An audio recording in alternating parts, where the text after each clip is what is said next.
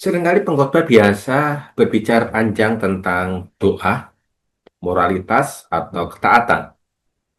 Tetapi jemaat pulang hanya membawa beban tambahan. Mengapa? Karena kita lupa menjadikan Kristus sebagai transisinya. Tanpa Kristus, setiap poin hanya jadi hukum yang memberatkan. Dengan Kristus, setiap poin menjadi Injil yang menghidupkan. Kristus bukan hanya isi sebuah khotbah, tetapi juga jembatan antar poin.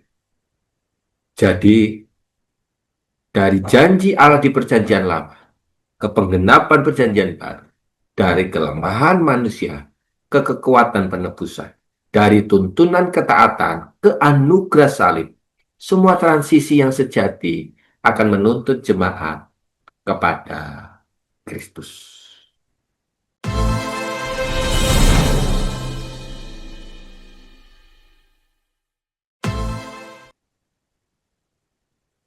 Bagaimana memastikan transisi tetap menuntun jemaat pada pusat Injil, bukan sekadar berpindah poin? Strateginya selalu tanyakan ini. Apa relevansi poin ini terhadap Kristus atau karya? Setiap membuat transisi, masukkan frasa yang menghubungkan inilah mengapa kita membutuhkan Kristus. Segala tuntutan hukum itu mengarah kepada Kristus yang memenuhi. Segala poin itu mengarah kepada Kristus yang memenuhi. Hindari penyisipan Kristus secara paksa. Transisi bukan menunjukkan koneksi teologis yang nyata. Bukan hanya menambahkan nama Kristus sebagai kosmetik di dalam kerangka khotbah kita. Tetapi tanyakan, apa relevansinya dengan Kristus dan karya penyalipannya? Apakah ini akan membutuhkan Kristus? Mengapa saya memerlukan Kristus di dalam poin ini? Bagaimana transisi bisa dipakai untuk menegaskan karya Kristus di setiap bagian khotbah? Gaya transisi yang efektif menampilkan gerak teologis dari masalah, kebutuhan, Kristus, hingga aplikasi. Setiap perpindahan singkat tunjukkan bagaimana Kristus itu memenuhi atau menjawab apa yang akan kita bahas. Contoh ringkasan poin pertama ditambah dengan pengilhaman wahyu masalah yang belum tuntas akan mengantarkan bagaimana kita masuk di dalam. Gunakan pertanyaan teologis yang hanya dijawab di dalam Kristus. Poin keterbatasan manusia, siapakah yang sanggup menolong kita di tengah kelemahan ini? Bukankah hanya Kristus yang menolong? Bila poin bicara tentang penderitaan, kita bisa mengatakan bahwa jika penderitaan begitu berat, di manakah pengharapan kita? Kristus yang telah masuk di dalam penderitaan akan memberi pengharapan di dalam. Pakai, kontraskan hukum dengan Injil. Bila poin sebelumnya membicarakan tuntutan, transisi bisa menegaskan bahwa tuntutan itu sudah digenapi di dalam pribadi Yesus Kristus. Hukum menuntut ketaatan yang sempurna. Tetapi kita gagal.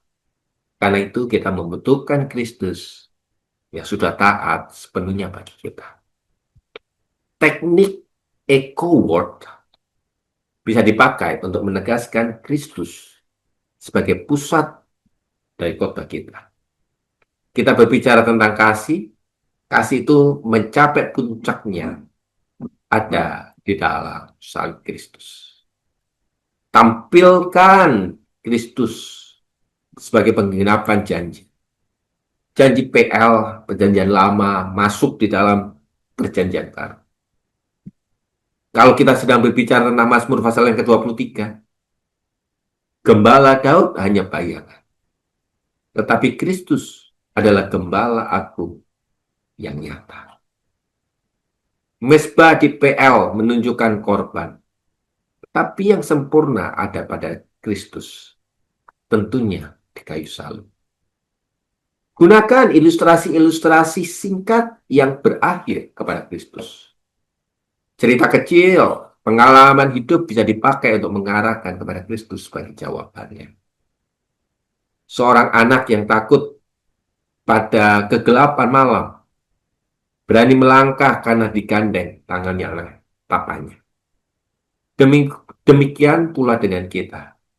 Tetapi jauh lebih pasti, Kristus menyertai kita di dalam lembah kegelapan. Bapak, Ibu, Saudara-saudari, gunakan bahasa-bahasa liturgi. Injil. Kita tidak ditinggalkan, tetapi Yesus berkata, aku yang menyertai engkau senantiasa. Dan itulah sebabnya kita memandang kepada salib. Bukan lagi pada diri kita. Sisipkan sebuah doksologi yang berisi tentang pujian, pengagungan terhadap Allah. Kita yang lemah, tetapi Kristus yang besar. Gunakan pola narasi. Jika khotbah memakai pola narasi, tekankan bahwa Kristuslah yang mencapai puncak sebuah klimaks di dalam cerita. Bapak, Ibu, Saudara-saudari, inilah yang membuat khotbah itu menjadi sebuah jembatan Kristus. Transisi itulah adalah Kristus sentris yang menghantarkan kepada poin selanjutnya. Kalau kita boleh mengatakan bahwa template sebuah transisi yang bersifat Kristus sentris itu kita ringkas ke dalam poin sebelumnya, ke dalam kekurangan manusia, tetapi ajarkan kita untuk meraih sebuah jawaban di dalam Kristus. Contoh,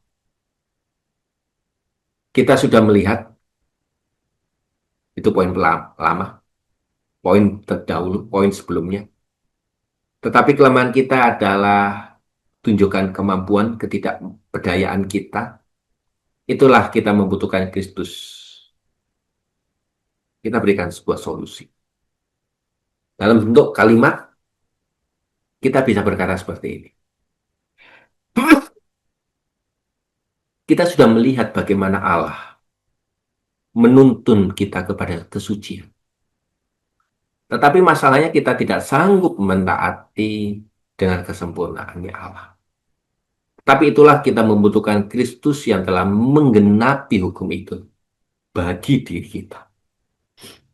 Kita akan melihat kasih Allah pada poin selanjutnya. Poin kedua kita. Nah, Bapak Ibu, kita bisa tahu bahwa kita orang yang lemah. Ada tuntutan di pada poin pertama. Kita yang lemah. Tetapi ada pengharapan di dalam poin selanjutnya. Kita juga bisa berkata, jika demikian, bagaimana kita bisa tenang di dalam lembah kegelapan? Jawabannya ada di dalam Kristus. Karena ia ada di dalam bersama. Dia Immanuel dengan kita. Hal-hal inilah yang akan membawa kita kepada sebuah poin-poin sebagai kekuatannya hidup ini. Kita tahu bahwa kita adalah pribadi yang lemah, tetapi Kristus akan hadir dalam setiap khotbah kita untuk membawa kita kepada rumusan khotbah kita.